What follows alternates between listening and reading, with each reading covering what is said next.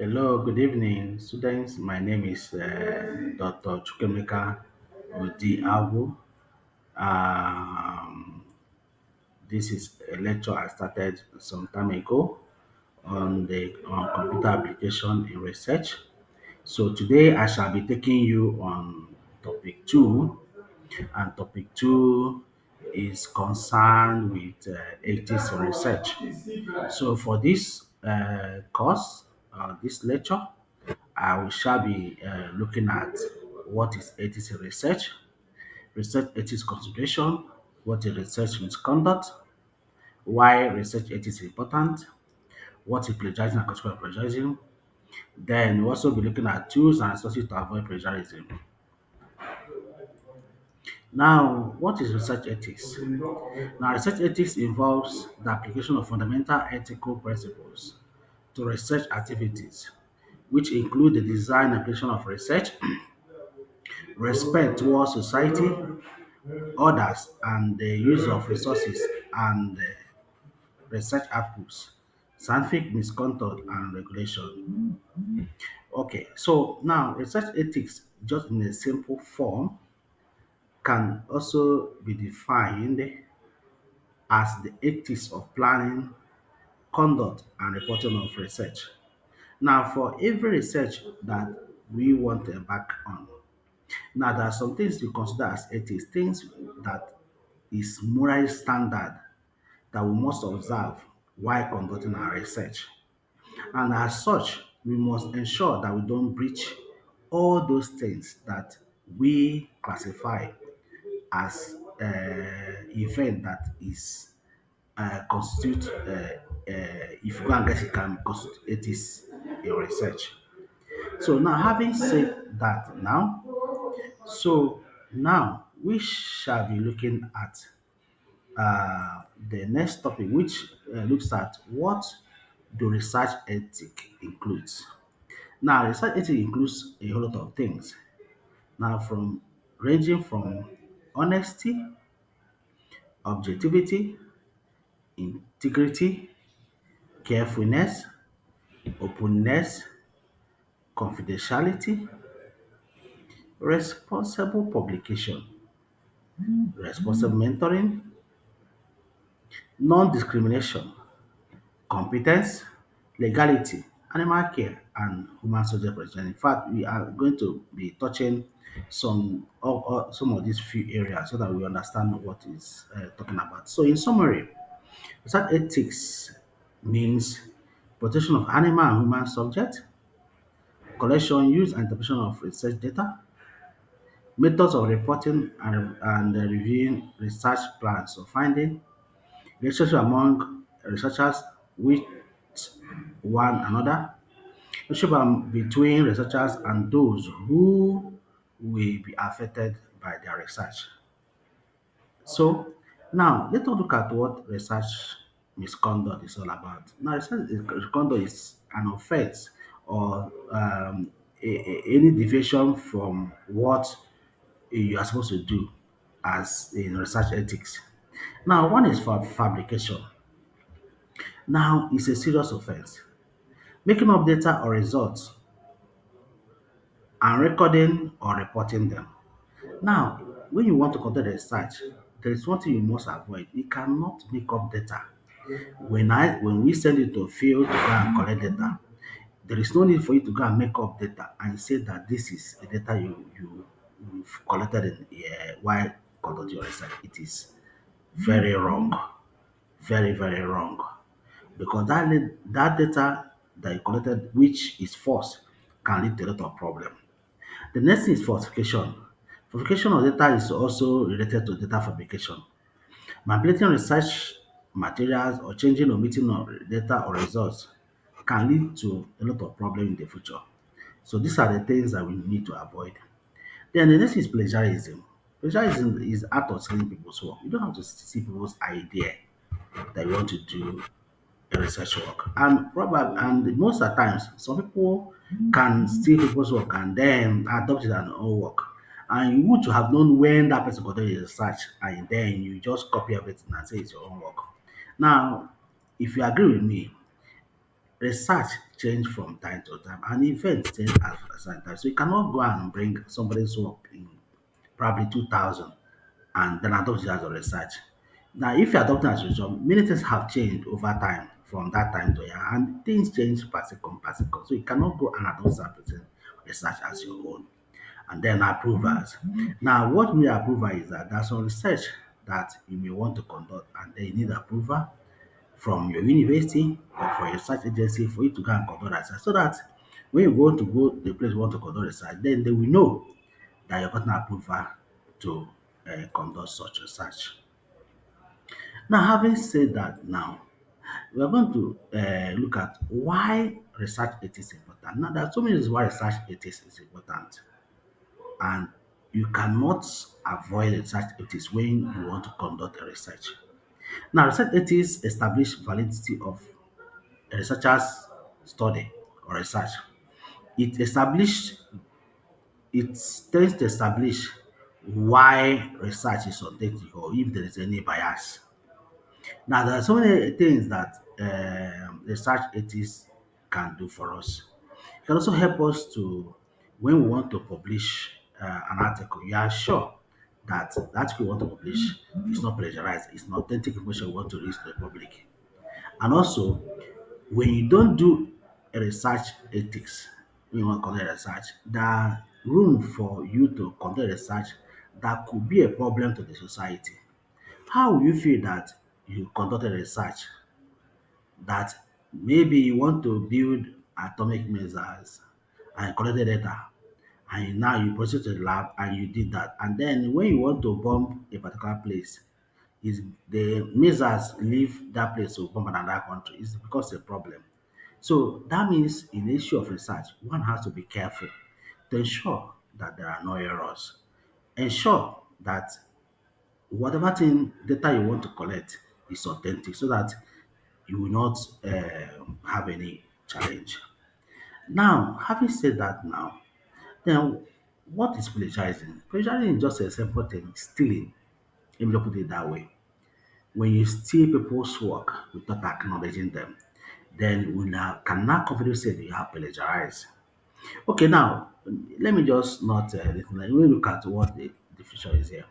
Plagiarism is described as theft or misappropriation of intellectual property or substantial unattributed textual copying of another person's work.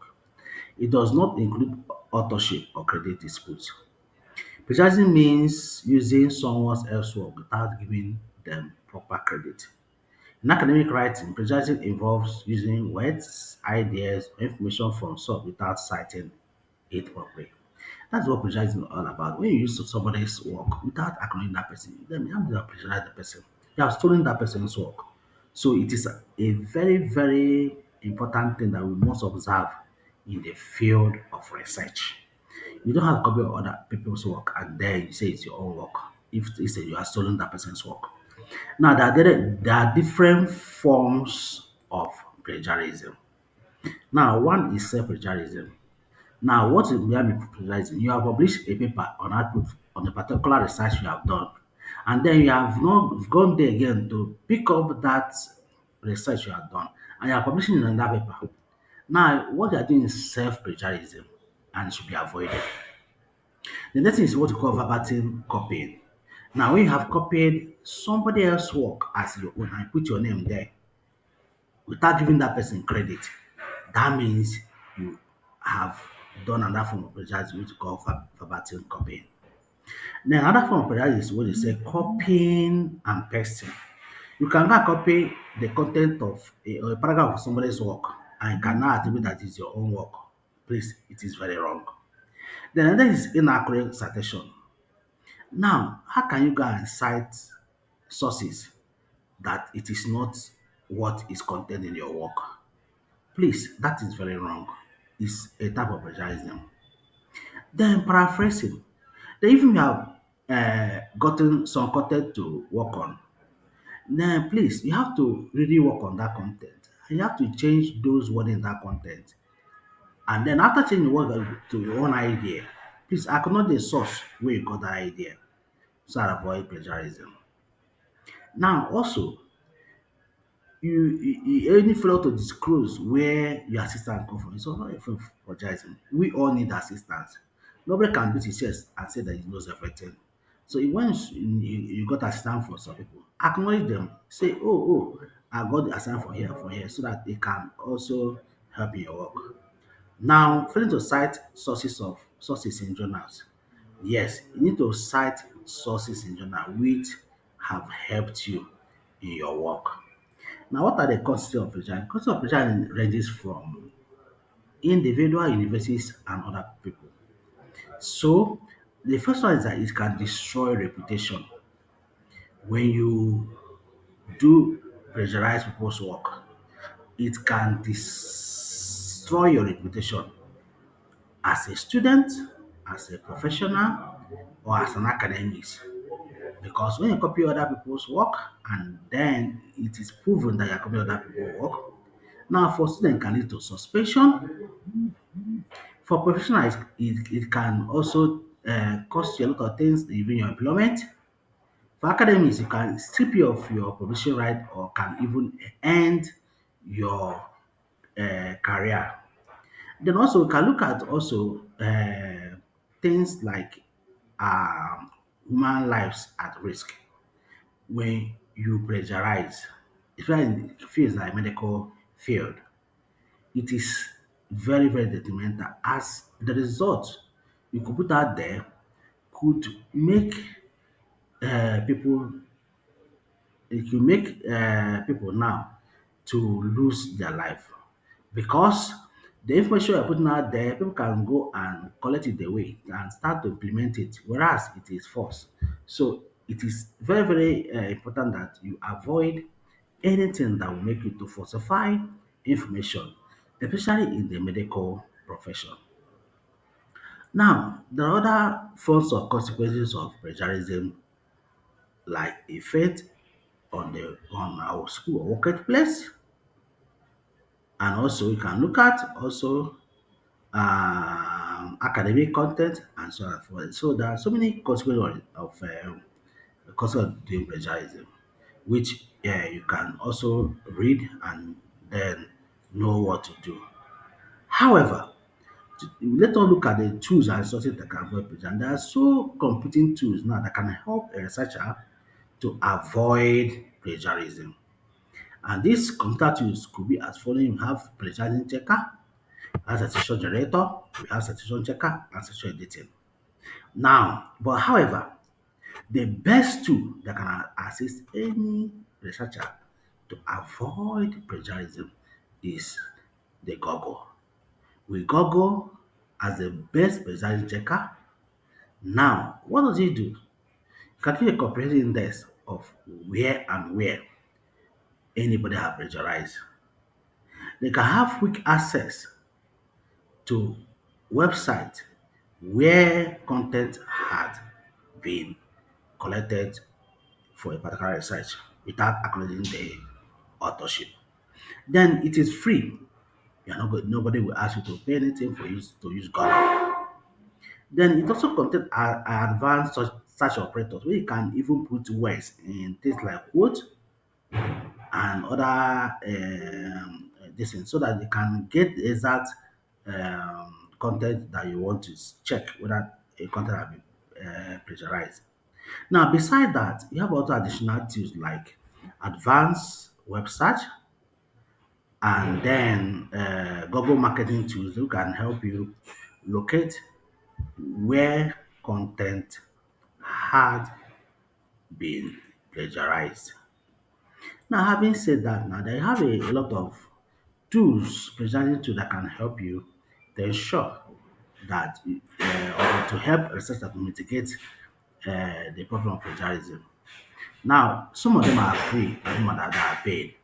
Now, when you look at the free plagiarism checker, you have things like Grammarly, Quiboot, plagiarism detector, Scriber, small SEO, duplicate checker, Easy BIB, Copylist, and Creators. All these are some computer software plagiarism tool that can help you check whether a particular document has been plagiarized.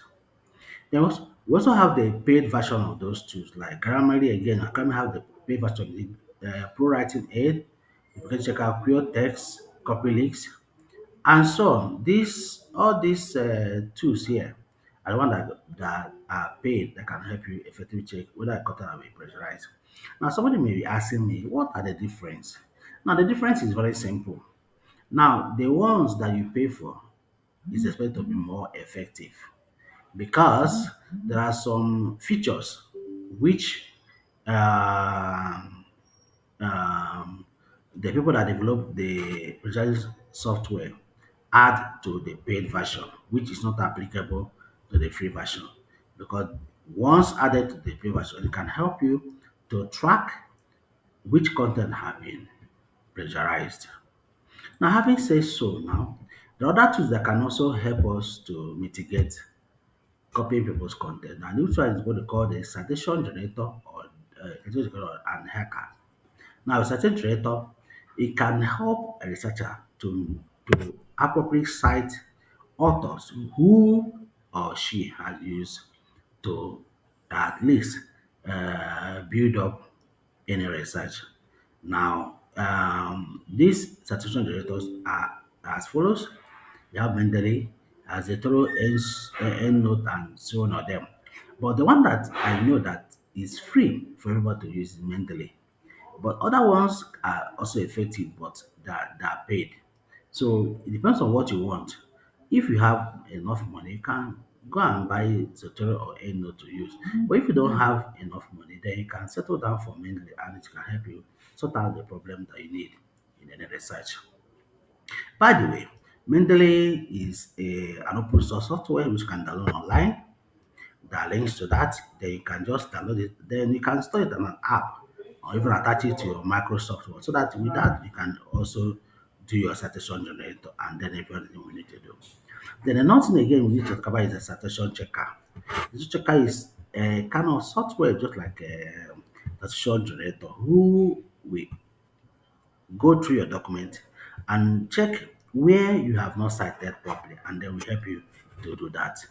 Now, having said that, now we have come to the end of this lecture, and if you need further assistance on the practical aspect of it or the without thing that we not discuss on this lecture, kindly contact me at these emails I have here, so that I will also help you. I could also help you in doing that. Thank you and remain blessed.